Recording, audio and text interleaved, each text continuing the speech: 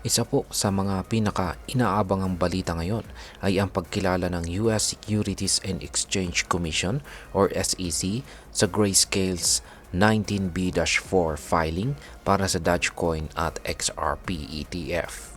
Pero ano nga bang ibig sabihin nito? Bakit po ito mahalaga? At ano po ang maaaring epekto nito sa atin bilang mga Pinoy crypto traders at investors? Kaya sa video na ito ay atin pong pag-uusapan ng detalyado kung paano po gumagana ang proseso ng ETF approval at bakit po malaking bagay ito para kay Dogecoin at XRP. At ayan, bago po tayo magpatuloy ay nais ko lamang po munang bigyang linaw ang aking disclaimer kung saan ang nilalaman po ng video na ito ay hindi po ito isang financial advice. For education and information purposes lamang po ang layunin nito. Ayan, bago po natin pag-usapan ang balitang ito ay kailangan muna nating ipaliwanag kung ano po ang ETF or Exchange Traded Fund. Sa madaling salita, ang ETF po ay isang financial product na nagpapahintulot sa mga investors na bumili o magbenta ng shares ng isang asset sa stock market, katulad po ng stocks. Sa kaso po ng crypto ETF, ibig sabihin nito ay maaaring magkaroon ng paraan ang mga traditional na investors para mag-invest sa cryptocurrencies nang hindi po kinakailangang direktang bumili ng crypto tokens.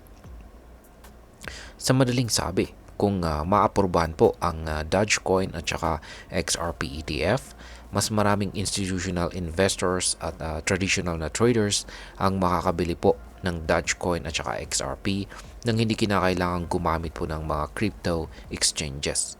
Ito po ay maaaring magdulot ng mas mataas na demand at mas malaking liquidity para sa dalawang cryptocurrencies na ito. Ngayon ay ano po ang nangyari sa Grayscale's Dogecoin at saka XRP ETF filing? Yan, ito pong kamakailan lamang ay kinilala na po ng US SEC ang 19B-4 filing ng Grayscale para sa kanilang Dogecoin at saka XRP ETF. Ang ibig sabihin ng kinilala or acknowledge ay tinatanggap na ng SEC ang kanilang aplikasyon at sisimulan na po ang formal na proseso ng pag-review. Pero hindi pa ito nangangahulugan na naaprubahan na ang ETF. Ito po ay ang unang hakbang pa lamang. Sa ngayon ay kailangan pong ilathala muna ang filing sa Federal Register at dito magsisimula ang 240-day period kung saan kailangan po ng SEC na magdesisyon kung aaprubahan o tatanggihan ang investment product na ito. Bukod po sa Grayscale ay may iba pang asset managers tulad po ng Bitwise at saka Rex Shares na nag-file rin ng kanilang sariling Dogecoin ETF. Samantalang para po sa XRP ETF, may filings rin mula sa Bitwise, Canary Capital, 21 Shares at saka Wisdom 3. Yan. Ngayon ay ano naman po ang posibilidad ng pag-aproba? Ayon po sa Bloomberg analyst na sina Ginoong Eric Balcunas at saka James Seyfarth, mayroon daw 75% chance na maaprubahan ang Dogecoin ETF at 65% chance naman para sa XRP ETF ngayong taon. Ito po ay malaking improvement dahil dati-rati hindi man lang kinikilala ng SEC ang ganitong klasing filings. Ang dating administrasyon ng SEC, lalo na noong panahon ni Ginoong Gary Gensler, ay napakahigpit pagdating po sa crypto ETF, lalo na sa altcoins tulad ni Solana na diretsahang tinanggihan. Ngunit sa ngayon, ang simpleng pagkilala pa lamang ng SEC sa Dogecoin at saka XRP ETF ay isang positibong indikasyon na maaari pong magbago ang pananaw ng ahensya pagdating sa crypto investments. Ngayon naman ay kay Nate Geraci. Siya po ang president ng ETF Store. Ang hakbang na ito ay may malaking implikasyon sa kaso ng SEC laban sa Ripple. na siya pong pangunahing kumpanya sa likod ni XRP. Sinabi rin ng legal expert na si Ginoong Jeremy Hogan na maaring matapos na raw ang kaso ng Ripple bago pa man tuluyang maaprubahan ang XRP ETF. Ngayon ay ano po ang posibleng epekto nito sa crypto market?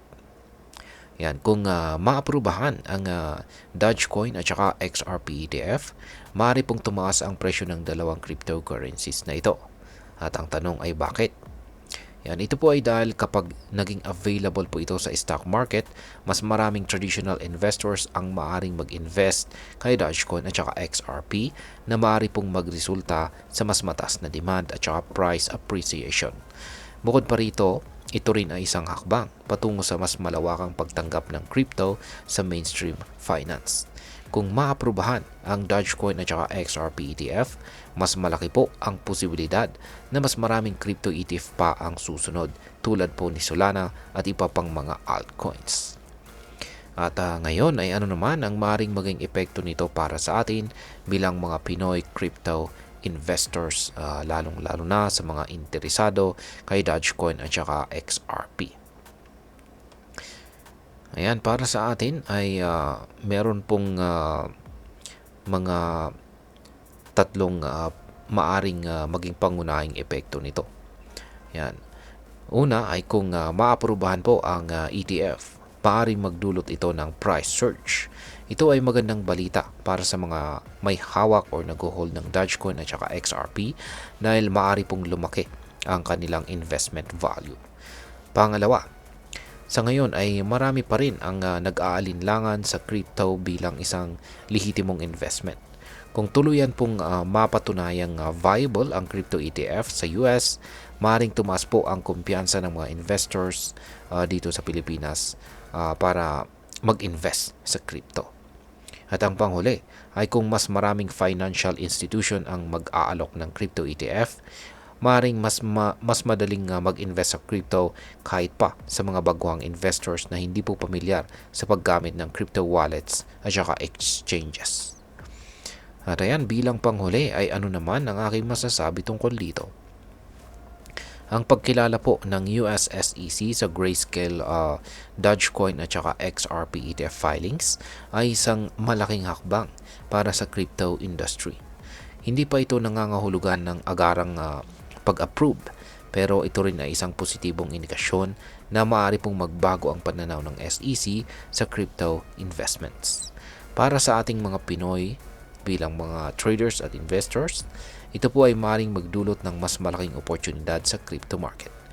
Ngunit tulad po ng anumang investment, mahalaga pa rin ang maingat na pagsusuri at tamang risk management. At ayan, hanggang dito na lamang po tayo sa video na ito mga ka-crypto. Sana po ay inyong nagustuhan ang aking paliwanag sa video na ito. Kung inyo po itong nagustuhan, pakiclick lamang po ang like button nito. Marami pong salamat sa panonood. Ingat po tayo lagi at God bless po sa ating lahat.